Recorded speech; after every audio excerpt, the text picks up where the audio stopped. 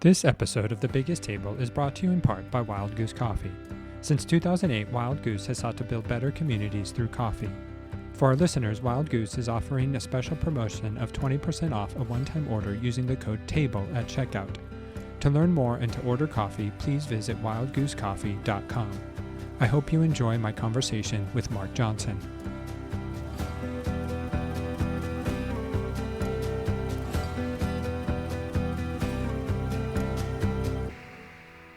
Hello, and welcome to another episode of The Biggest Table. I am your host, Andrew King. In this podcast, we explore the table, food, eating, and hospitality as an arena for experiencing God's love and our love for one another. And today, I'm joined by Mark Johnson. Originally from Milwaukee, Mark earned a PhD in history from the University of Alabama. Previously, he earned an MA from the University of Maryland and a BA from Purdue University. He currently teaches at the University of Tennessee at Chattanooga and is the author of An Irresistible History of Alabama Barbecue from Wood Pit to White Sauce and Rough Tactics, Black Performance in Political Spectacle, 1877 to 1932. His most recent book is American Bacon, The History of a Food Phenomenon. He resides in Knoxville, Tennessee with his wife, Kate, and two cats, Peri and Remy. So thanks for joining me today, Mark. Really enjoyed your book on bacon and excited to talk about bacon. Yeah, thanks for having me. Thanks for reaching out. Yeah. When I saw your book, and I forget how our paths crossed, probably, I had Adrian Miller, and so I think, algorithms, Indeed forced, luckily connected us. But when I saw that you were writing about bacon, I was like, okay, I don't know many people who write about bacon, but this is clearly a book I want to read and learn. And so yeah, thanks for, the opportunity to connect. Yeah, I'm excited. Yeah. And so as you're a historian, and so you've written two books now on food. And so as a historian, what piqued your interest in food and what led you to want to explore the history of food and the story that food might tell us? Yeah, so when I was a grad student, I was working on a project that eventually became the book on Alabama barbecue. During my time there, the State Department of Tourism wanted to do a Year of Alabama Barbecue campaign, create the barbecue trail and create a bunch of promotional materials for tourism. But to do that, they needed to know what that meant. What does Alabama barbecue even mean? It's different, really, in the state, city to city. So they wanted the stories, they wanted the history behind it, and that project went to a UA professor and I.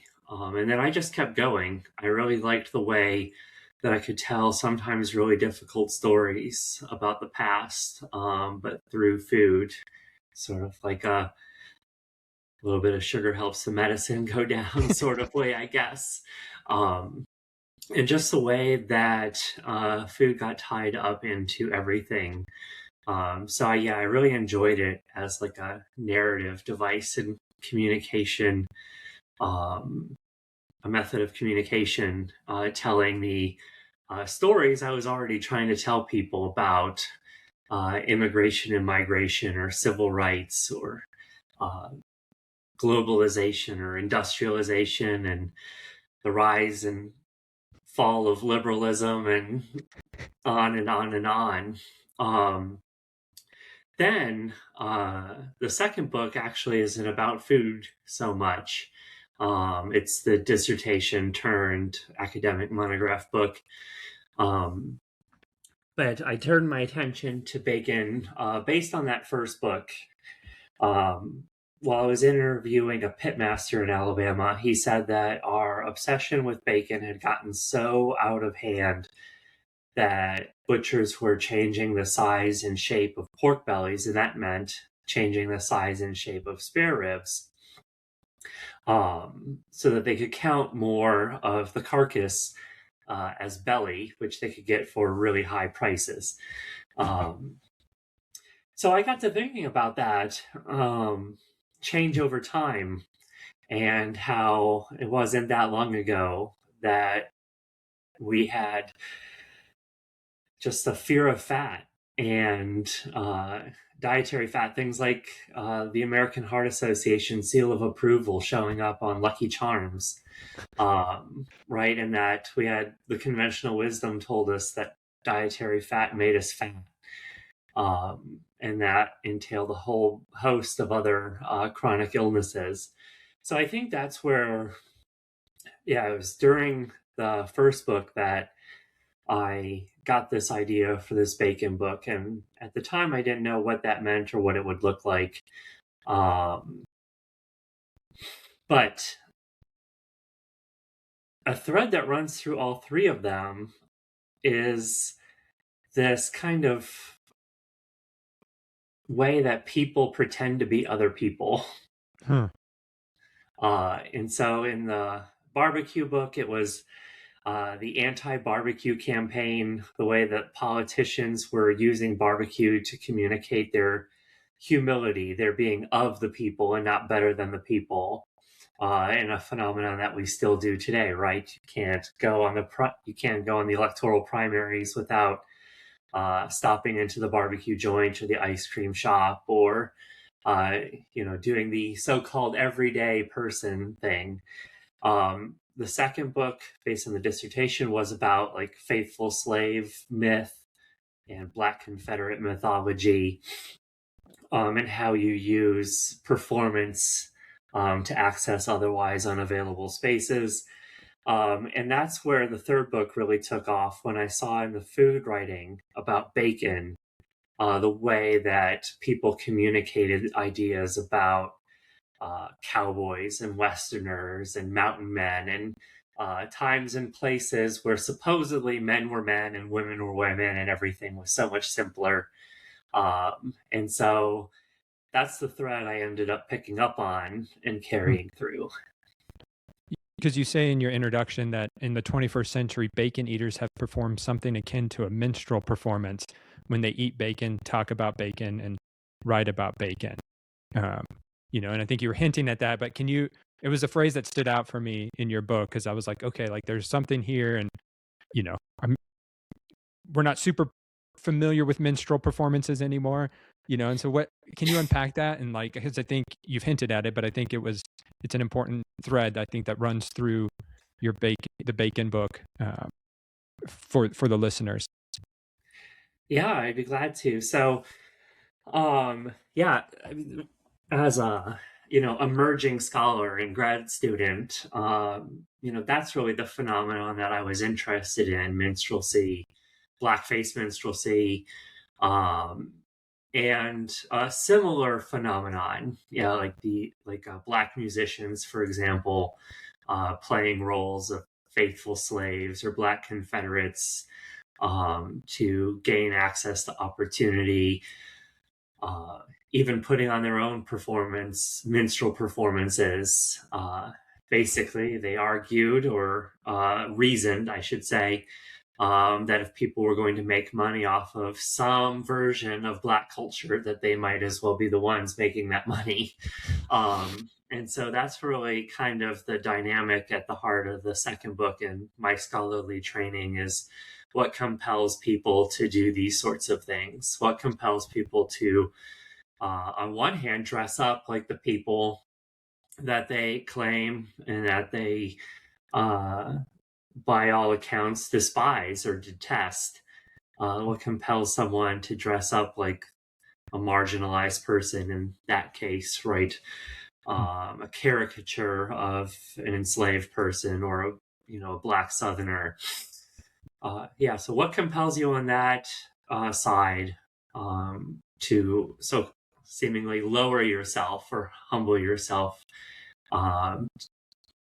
And then on the other side, in that book in particular, what compelled people to embrace, hateful, negative stereotypes, and play those roles?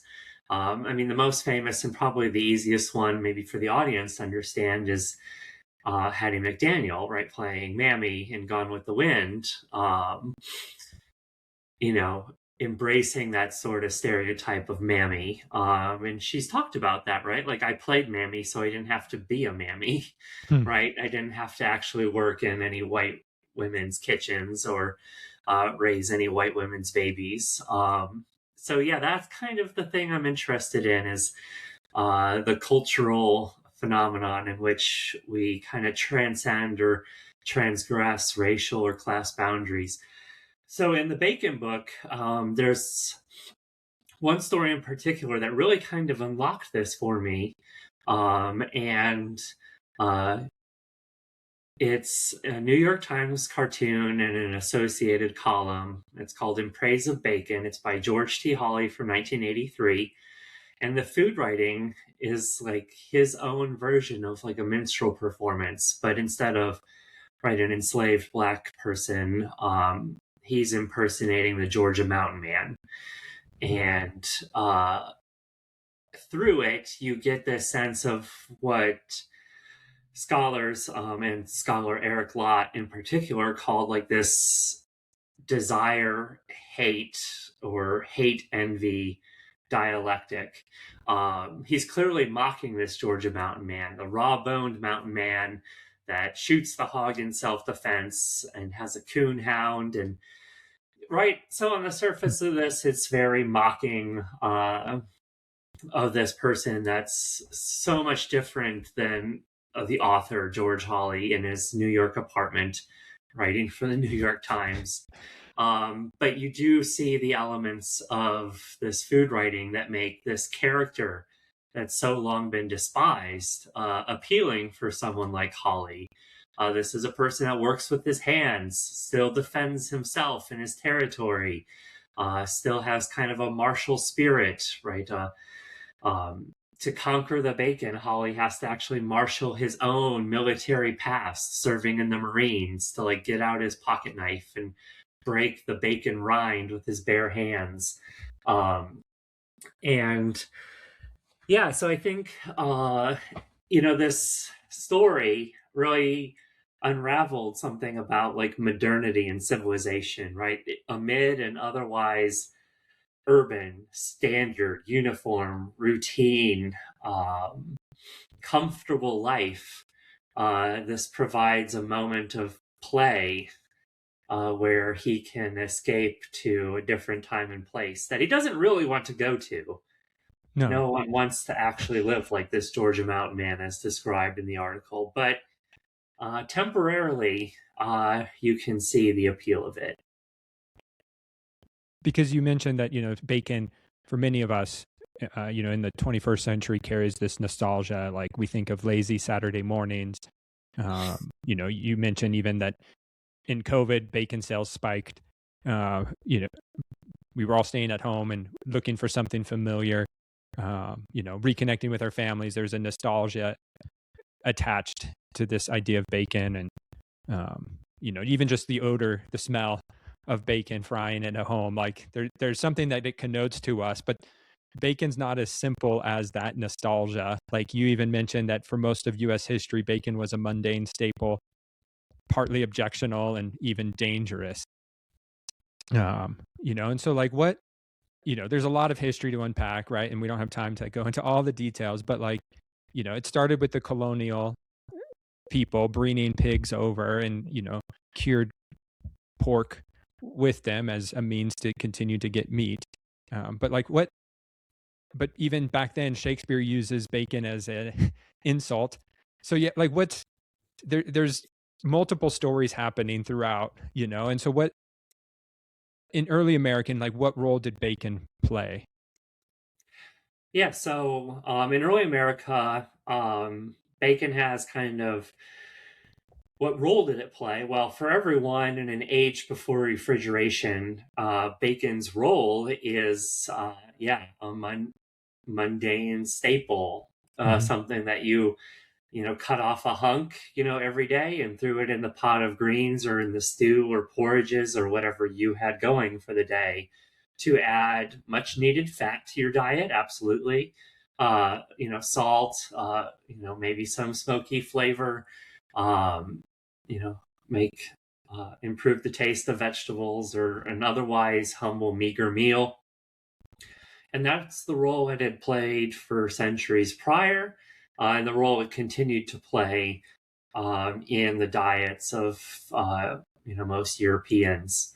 At this time, bacon was a really broad term referring to most of the pork eaten by most of the people that had some combination of salting, curing, and or smoking.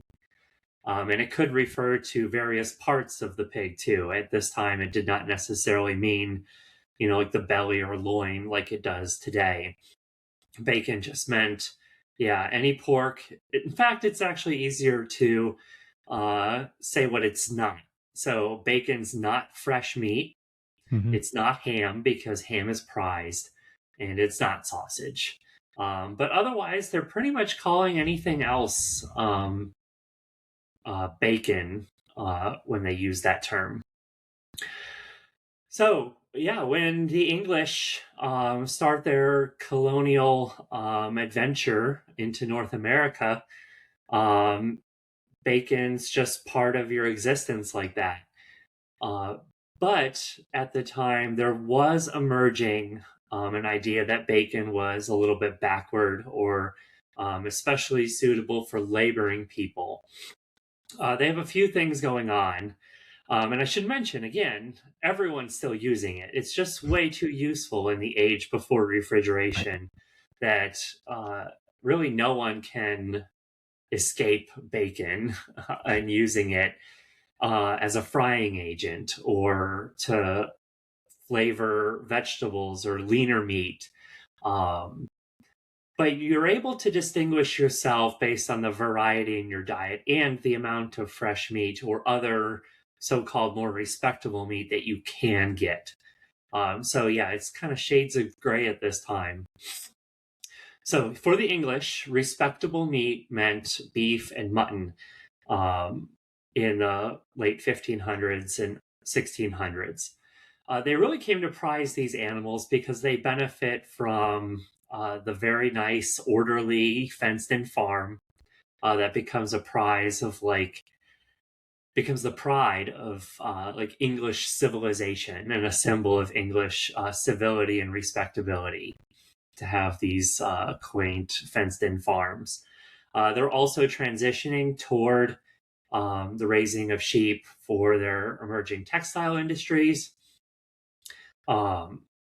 These are two animals, cows and sheep, that also famously benefit from lots of husbandry, or that idea that they need a lot of care and attention. And again, the English use that as a symbol of kind of like their dominance over not only the land, fenced in, orderly, very Puritan idea to tame the wilderness and bring it under your control and civilize it. But these are animals that also benefit from that same kind of dominance and command. And so they become prized, and therefore their meat becomes prized, beef and mutton. The pig doesn't fit into this worldview. It takes care of itself, it feeds itself, and that's what makes it so useful, and had made it so useful for millennia, was the way it could defend itself against animals, eat an omnivorous diet, take care of itself, roaming the wilderness, eating, acorns and digging up grubs and stuff like that. But in this English mindset, the pig just seems like a remnant of its own uncivilized past.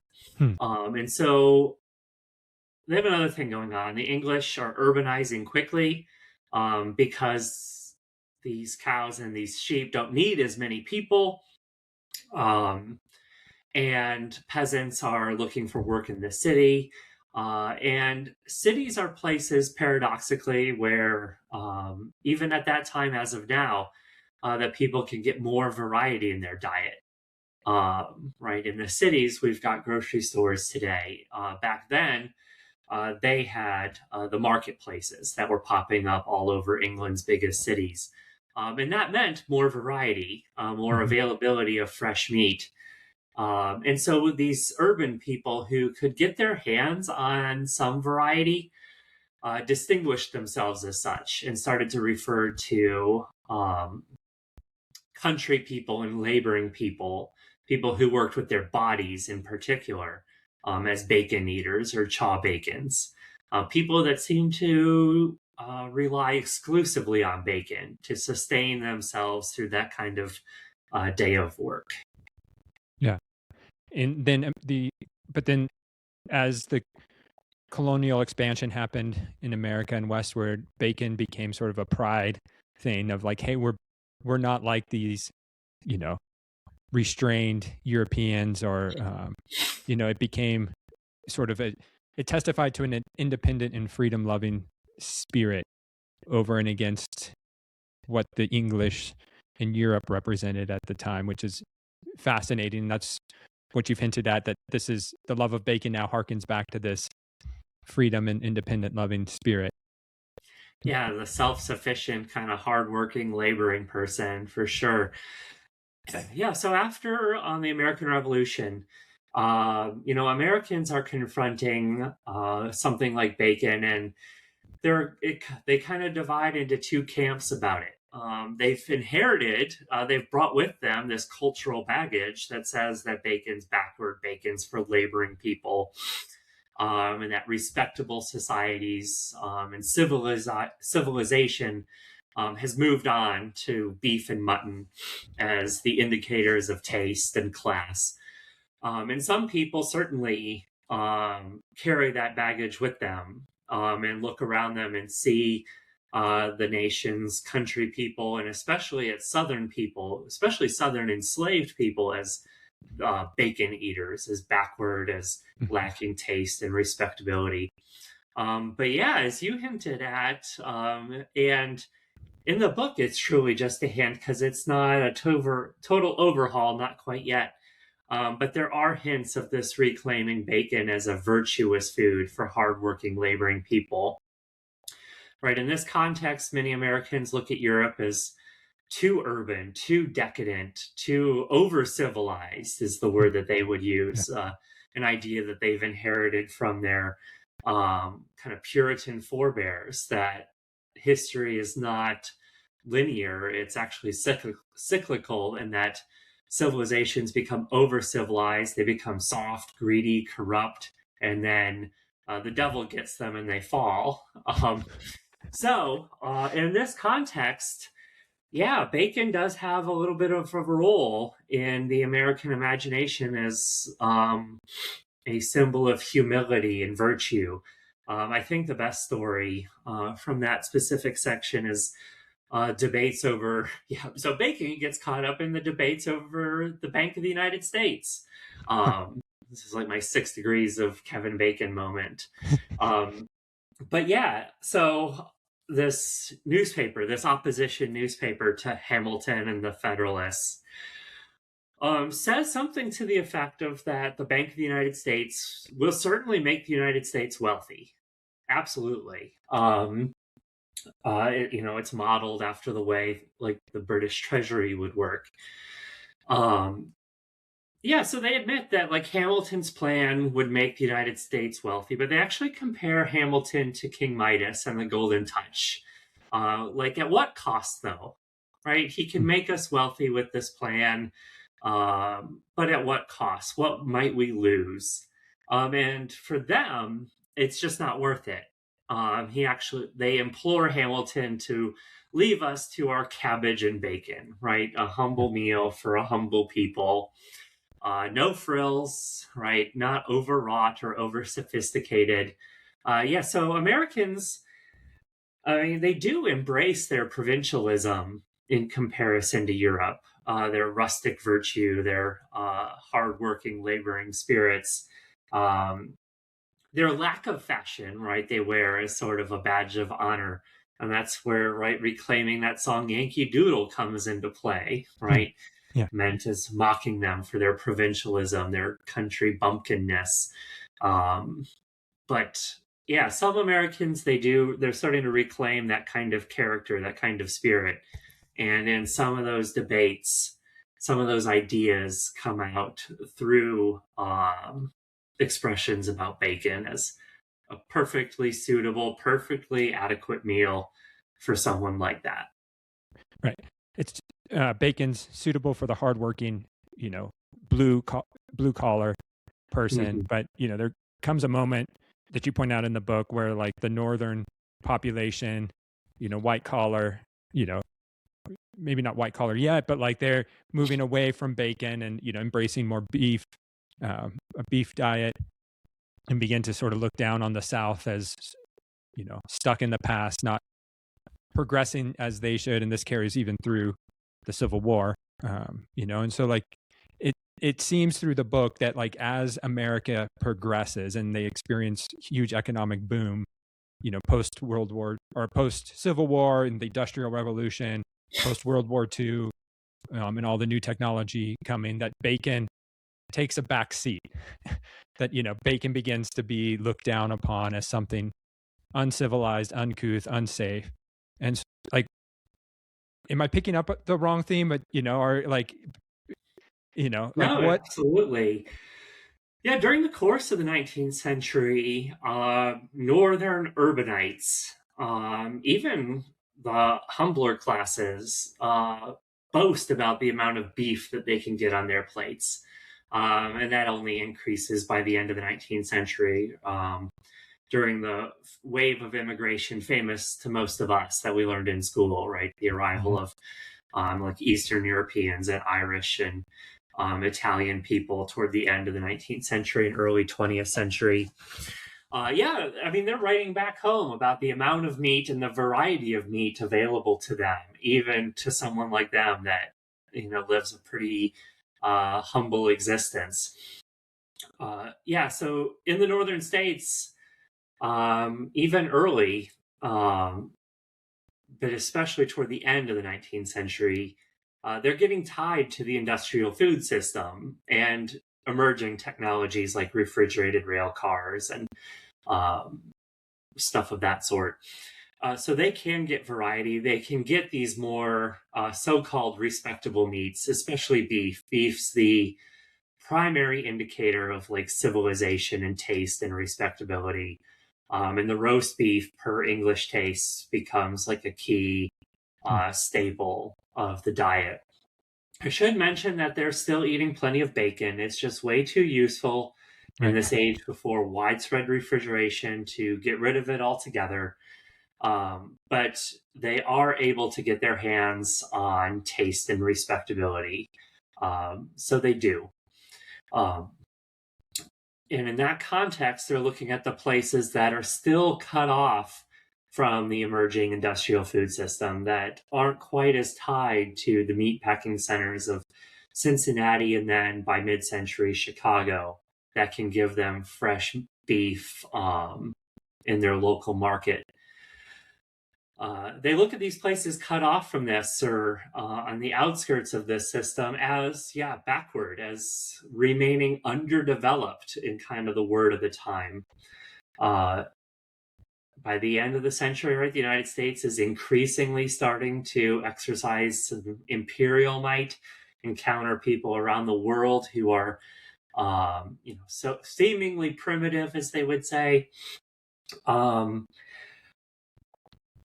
But it's really cause for concern that a region in their own country, like the Appalachian South, seems stuck in what they would say is the pioneer stage of development. Mm-hmm. In the pioneer stage of development, because civilizations progress, right, Yeah. toward, perfect civilization, as the story goes. In the pioneer stage of development, bacon absolutely works, and they wouldn't necessarily disagree with that. They're just concerned that there's a region in the country, the Appalachian South, the Mountain South general, so like the Ozarks, the Deep South, that it's still stuck in this stage because they've moved on. They've Right. moved on to urbanness and taste and respectability. So they go south, they go into the mountains looking to reform the people. They're not looking at this stuck in the pastness way of existence as anything charming or authentic or especially honest or virtuous. I mean, there's hints of that sort of stuff in the writing. You can't be anything but impressed by like the mountains and the beauty of it all, right? And the independence of spirit. But really, you should get your act together and get with the game and jump into modernity with the rest of the country. Mm-hmm. And in that mindset, with that mindset, they're still looking at their bacon eating as a symbol of their backwardness. Hmm. They're still stuck in the bacon eating stage where they really should have moved on by now. Right. And then we, fast forward, we have this age of restraint. We're coming into post World War II, and the emergence, industrial food system has fully taken over. Processed foods are a sign of respectability um, at this moment, and they're trying to figure out the perfect diet. Exotic, spicy foods are looked down upon. You mentioned that, we're wanting a diet that is almost void of pleasure and taste, and just how do we become the perfect human to continue towards progression, it feels like. And so bacon becomes a sign of fat, of obesity, of unhealth. And you even mentioned that bacon is almost banned, which, I was mentioning this to my wife and she's like, what? Like bacon's almost banned? Like, why would people ban bacon? And so like, what led us as a nation to almost say, hey, no bacon, which I think may have caused another revolt. If the government tried to ban bacon today, you would probably have a lot of people up in arms. But why was bacon looked down upon to the point that government looked at banning it? Yeah, so by the 20th century, bacon has a reputation for being suitable for laboring people, this remnant of the past for people in the pioneer stage of development, especially, these seemingly backward Southerners and mountain people, as they would say it. By the 20th century, though, its fattiness plays a role in the way that it's despised. We have a simple, for us, the conventional wisdom says that fat makes people fat, right? And that was an idea really prevalent in the 20th century, and that you had to eliminate dietary fat from your diet, giving rise to things like the Mediterranean diet or and similar low-fat diets. Yeah, so in this context, bacon's reputation is only going to get worse. It's too fatty for this new age where we don't work with our bodies. We sit at desks and look at our, computer screens or do, reports on paper all day. So in that context, bacon's reputation is going to suffer. It was still suitable for the cowboy, but not suitable for the desk worker. But then we learn about the dangers of nitrites and nitrates, which I should mention are the chemicals that we've used for millennia to cure bacon. The ancient Romans and ancient Chinese used these chemicals without really knowing it, right? They didn't have the chemical composition, and the science for that. But they knew that, salt from certain caves worked better or gave a better appearance and texture and taste to it, helped it stay safe longer.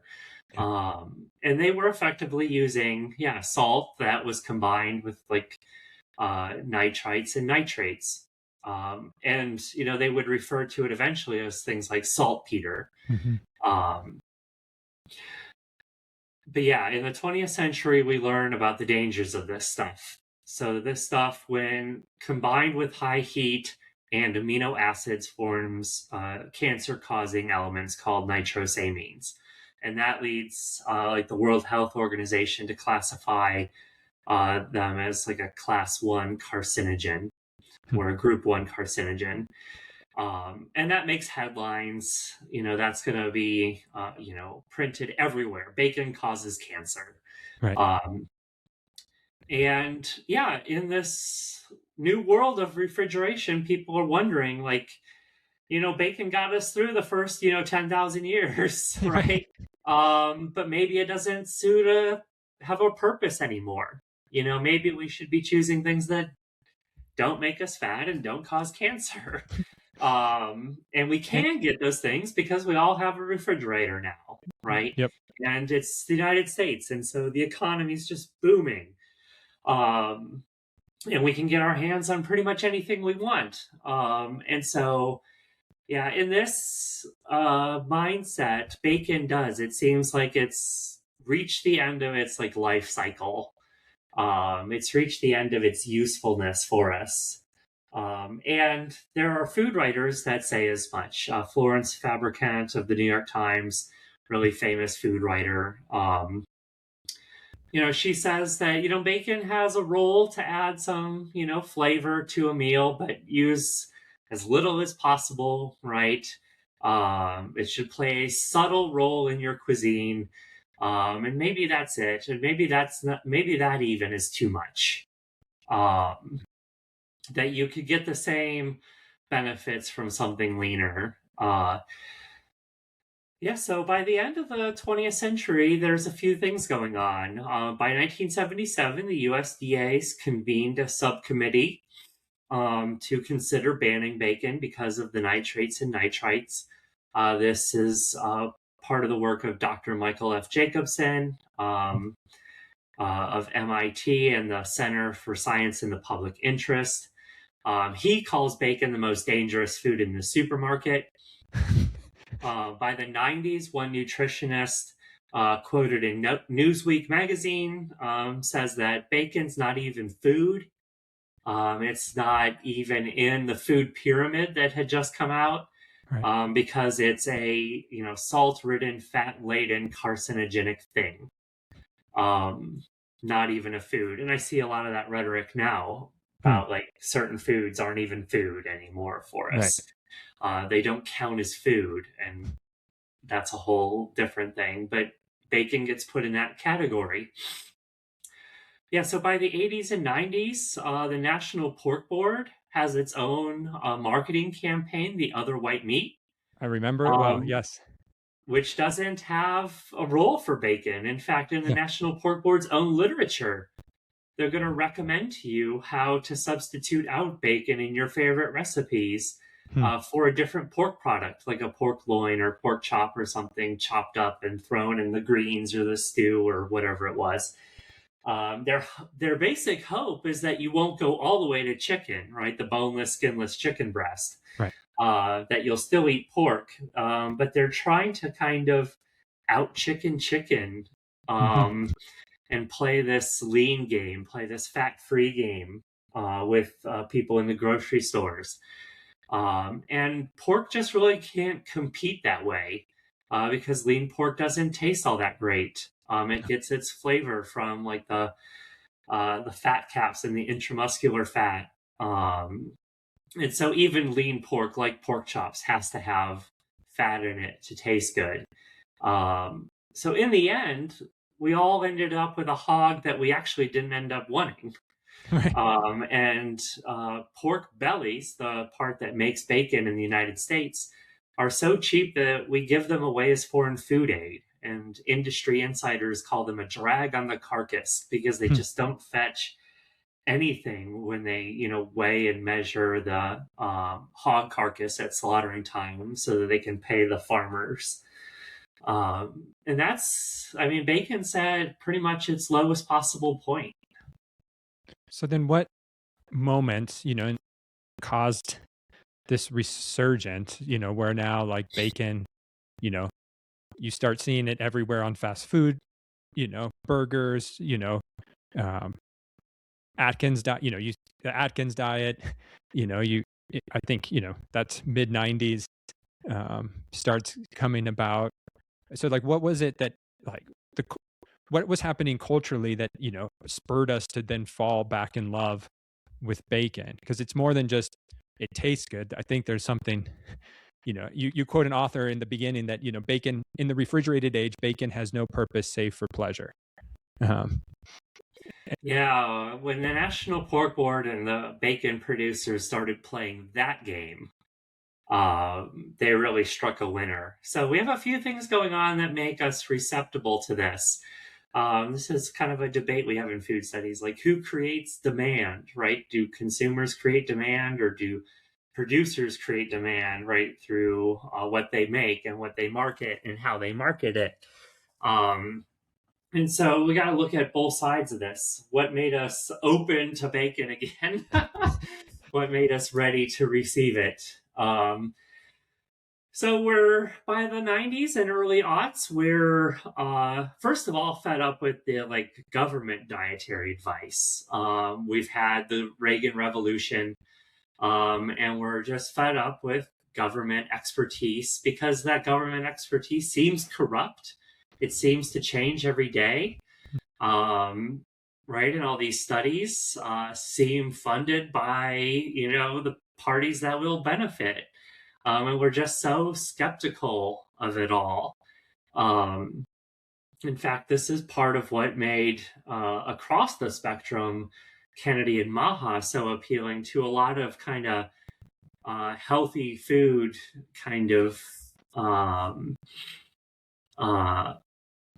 people that, something Kennedy said was that we're going to get rid of the special interests when we're making our dietary advice, our dietary guidelines to the people. He didn't. The new food pyramid has plenty of footnotes with the sponsors and co-sponsors and people who had a voice at the table. But we were interested in that. We were interested in ideas that might work. I mean, we had this low-fat dieting, which doesn't taste any good, and it didn't work, right? Not only for the individual, but on a social level, it didn't work because we had just continuing to increase rates of diabetes, heart disease, heart attacks, obesity. So we've been told one thing, it didn't work. We lose faith in the experts. We're just ready for someone to come. We're ready for those kind of people that come in and say, doctors don't want you to know. Right. That kind of rhetoric starts to gain traction. And that's where the Atkins diet kind of plays a role. It actually is created much earlier, but it doesn't take off until, as you mentioned, the 90s. So we're ready to try something else. Plus it tastes good. We can eat as much meat as we want. We feel liberated by it, even though we're restrained to that one category. Mm-hmm. And actually, Dr. Atkins would say that bacon doesn't count because of the nitrates and nitrites. He would rather see you eat fresh meat or uncured meat. But nonetheless, in the popular imagination, bacon and eggs go together with Atkins, these protein-heavy diets, low-carb dieting. So bacon gets a boost from that. It gets a boost from this kind of screw you attitude that we've got toward dietary scientists and government regulation, precisely because bacon had been public enemy number one. These are groups that had made bacon their target. And so when we're ready to kind of push back against them, push back against the science, against, these so-called experts that want to tell us what to do, bacon is the most readily available symbol then of something that they specifically told us not to eat. So we're going to eat it. But then, kind of rediscovering bacon for the way that it had played a role in our cuisine for millennia. And that's in smaller amounts to add pleasure, to extend a meal, to add fat, add flavor, add some salt to a meal. Mm-hmm. Now, back then, right, they were adding it to, I've said it a few times, the greens, the porridges, the stews. But we're going to add it to the donut and the Bacon Club Chalupa and the Baconator, because pork bellies are so cheap that fast food can get them for next to nothing, right? Get bacon for next to nothing, add fat and salt, which fast food is going to love to do, right? Because it tastes good, right? We get addicted to it and we just want more and more of it. And they get to advertise, cachet and excitement and interestingness, and jack up the price, many times over what they actually paid for it. And so I think it's interesting that we rediscovered these ways to eat small amounts of bacon as toppings and flavorings. Uh, I should mention that plenty of people had no need to rediscover it because they're marginalized. So they Right. had to, with economy, marshal their resources and still save the bacon grease. Hmm. Um, that's something that we rediscover as like middle class white Americans. In the food writing, people are like, "Did you know you could save the bacon grease?" It's like, yeah, there are plenty of people that never forgot that. No. But for a certain class of person, they needed to be retold that they could do that and make delicious things with it. And now we're just going to push that further, right? We're going Right. to bacon wash our bourbons, right, Hmm. for a bacon old fashioned or something like that. Um, so yeah, we find ways to use this little bit of bacon at a time. Like a bacon donut can't really have that much bacon on it, right? Right. Um, and so we know we're supposed to eat small amounts. Check. Um, if we eat it at all. Um, and so it does. It gets caught up in, well, I'm already kind of like sinning. I'm already kind of cheating on my diet. Might as well have some bacon too. Right. And then you have the, new cuisine. I remember when I started cooking professionally in 2008, I was working at a restaurant in LA. Pork belly was all the rage. Every menu had to have a pork belly, and it wasn't Hmm. bacon, but it was, they, we braised it or cooked it sous vide, and, you slice it and you pan fry it and it's delicious. But then you have the rise of Southern cuisine, that's reimagining. And I think, again, like you mentioned, it harkens back to this lore of American history, but without the paying true homage to what bacon may have represented. Um, Yeah, over the late 20th century, the in fashion haute cuisine. mhm. So we've turned our back, at least in the United States, and kind of like the French haute cuisine with its just like mountains of butter, right? Isn't it Monte le Beurre in your Yeah, sauces, right? To just like you reduce the sauce to nothing and then you build it back up with the butter. butter. Yes. Um, yeah, we've kind of turned our backs on like French haute cuisine. First of all, it's too snobby and too pretentious. But yeah, we also have these concerns about like fat and health. So the in fashion haute cuisine is like the chez panisse style. Oh, you don't need all that seasoning and butter if you were to just get a local carrot, right, or Right. a local tomato or Yeah. something, because it tastes so good. You actually should do minimally to it. You should do as little as possible to it.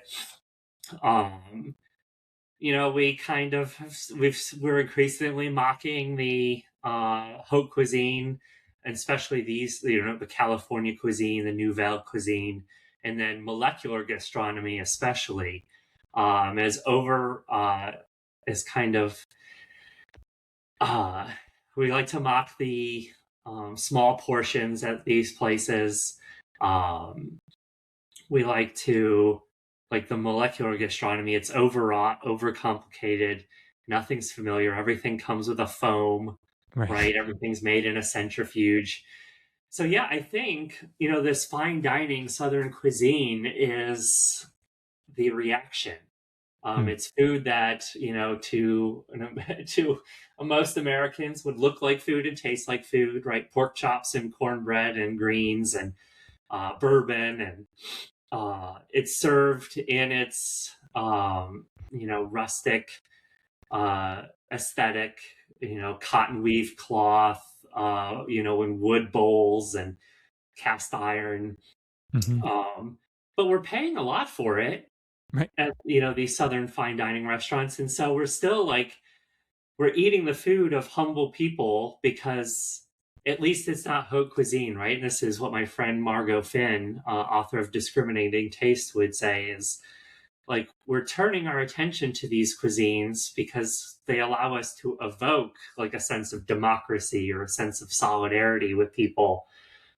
because it doesn't look pretentious, right? It doesn't taste pretentious, but it is at a price point out of reach for most Right. people, especially the people it claims to romanticize.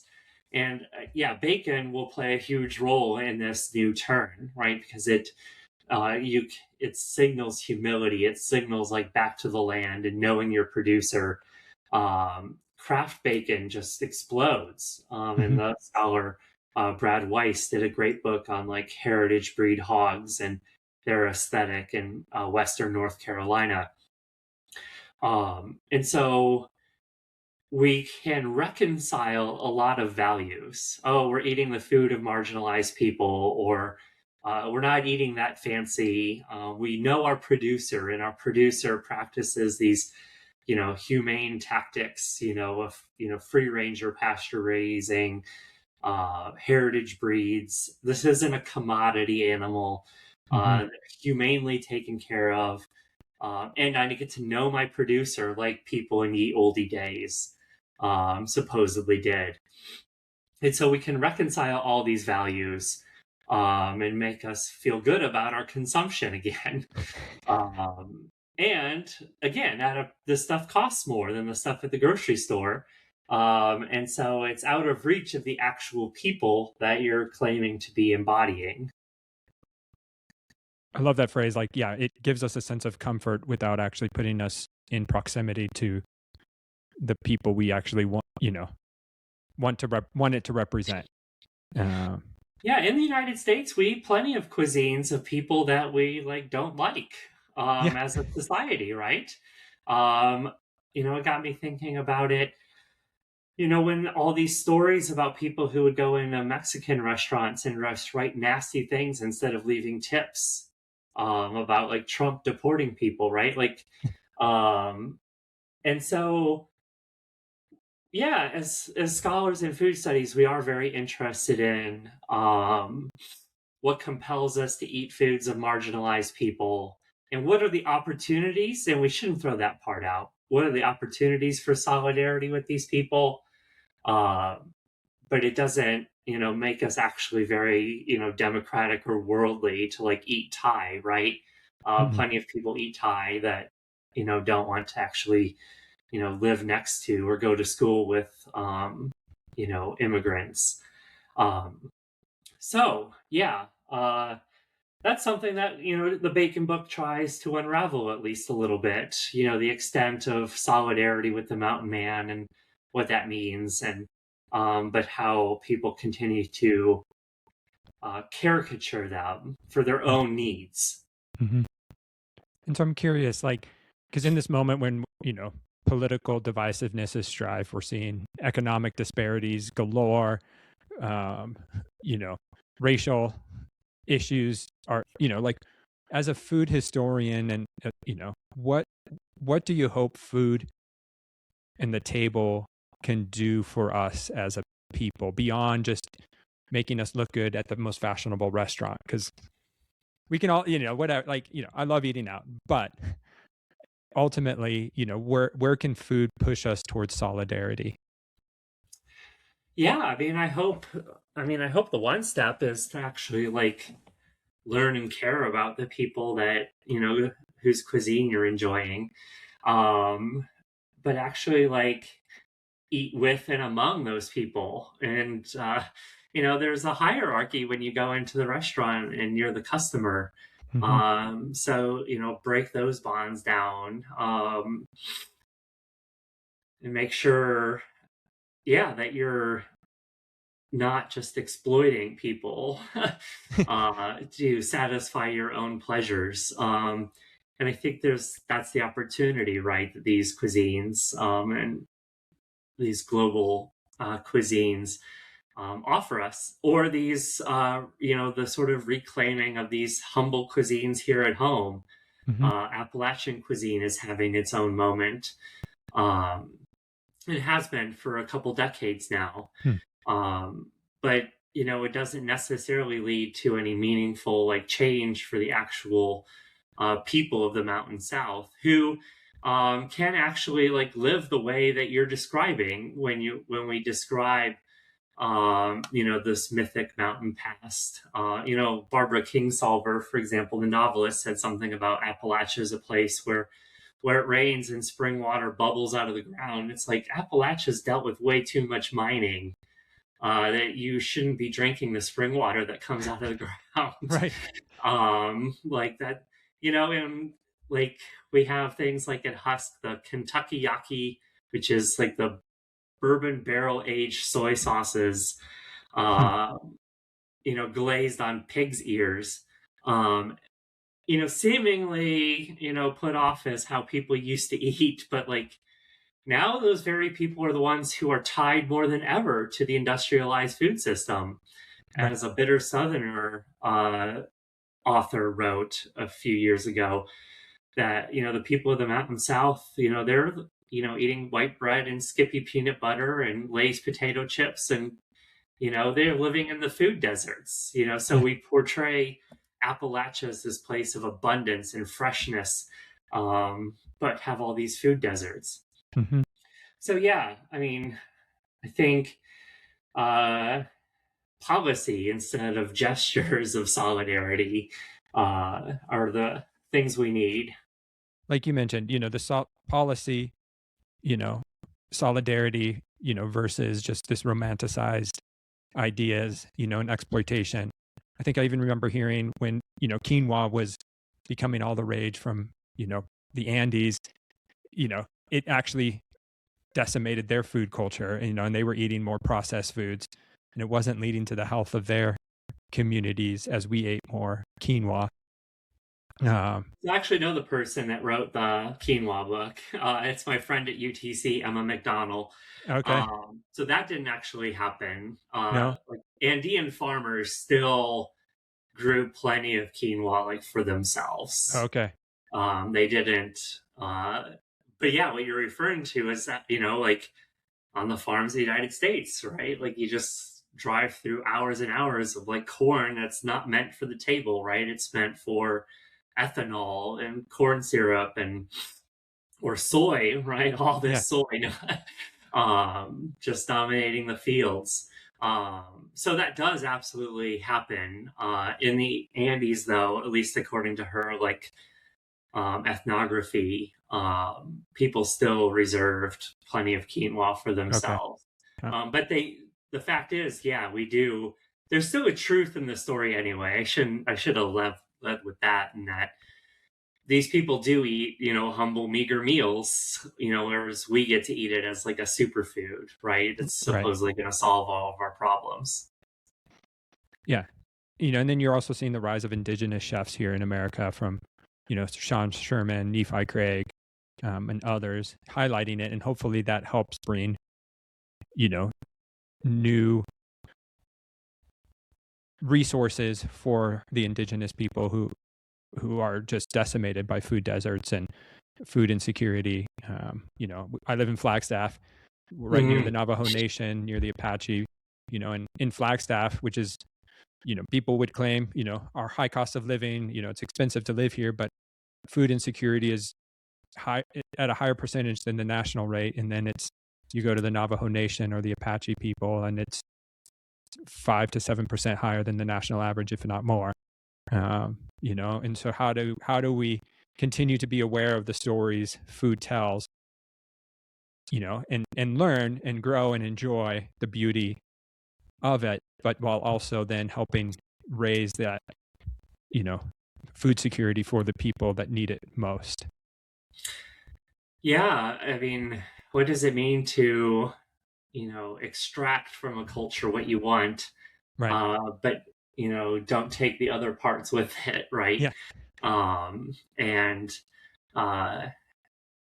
That's where we need the like systemic changes, make sure that people have like ownership, people have claims, that the dollars circulate in the right places, and that it's not just being extracted from its geographical and cultural space, to satisfy our pleasures. That's what Lisa Heltke would call like culinary colonialism. Right. And yeah, there's an absolute opportunity, for these cuisines, as long as we pay attention to like the systemic um, issues, that people are compensated, that people are employed and valued for their labor. And if that's an in, then that's fantastic. And so as you've written about bacon, and your book does paint that story of like, okay, what is the complicated history and what do we need to know and how can we help change issues? Like what's your hope as people read about bacon? Like what do you hope people come away with it or change or, like if you could wave a magic wand? I mean, I think the big takeaway, as a historian generally, is I want students to understand that just stuff changes over time. I think, I saw a meme to that extent, not long ago, where it's like some brand new thing is actually as old as time, right? And like something you think is as old as time was actually invented in like the 1980s. I think it was like about ciabatta, right? Like, oh, ciabatta, this like artisanal bread that the medieval Italians would have like made, right? It's like from the 1980s because he wanted something that was like baguettes. So yeah, just like be prepared to understand that things change over time and that things haven't always been the way they are now, and embrace that story of change, because if you do, then future changes won't bother you so much. Right? Like we have all these things going on right now in our politics, like, oh, we're overturning millennia of doing things one way. It's like, well, that's not true.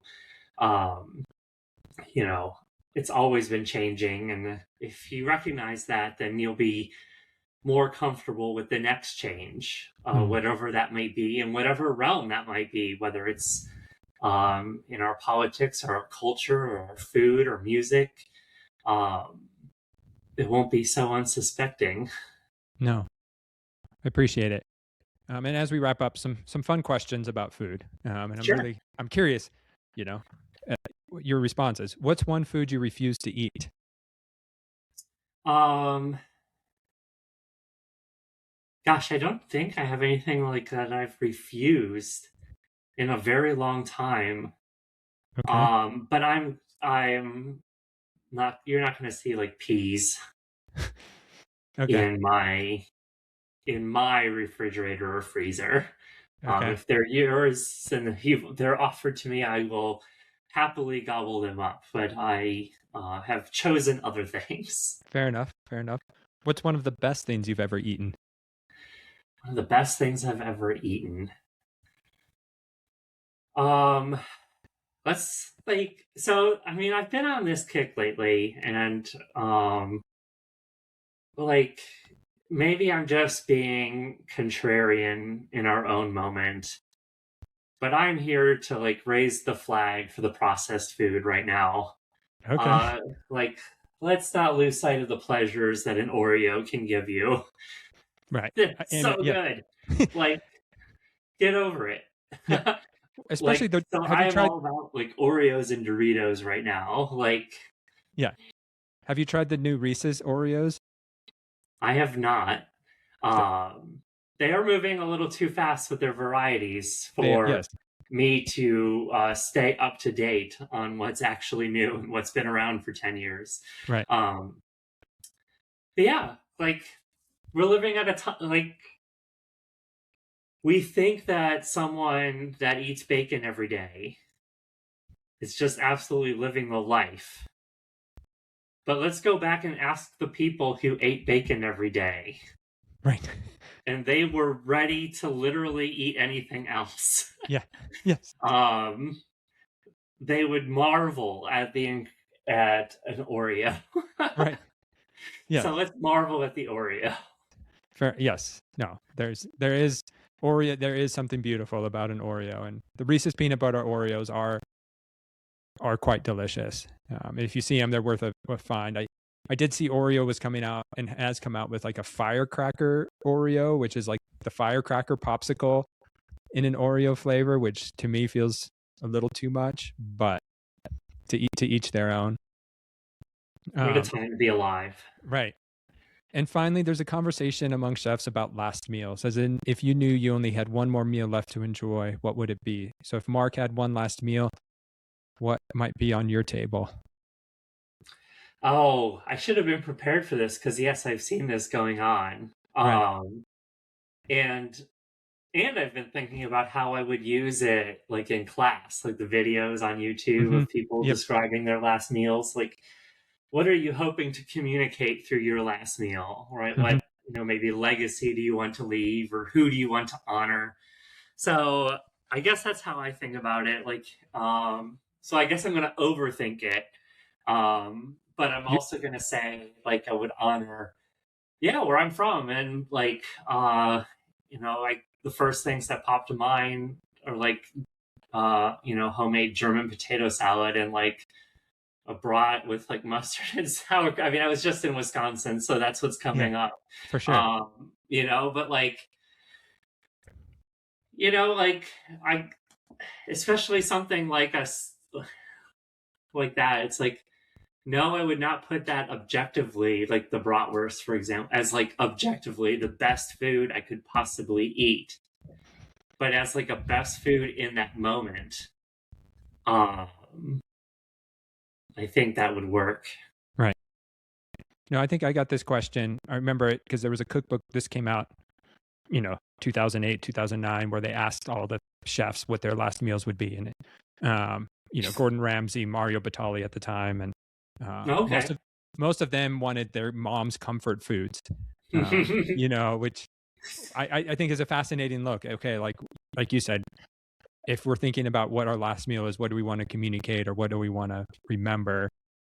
It's the nostalgia.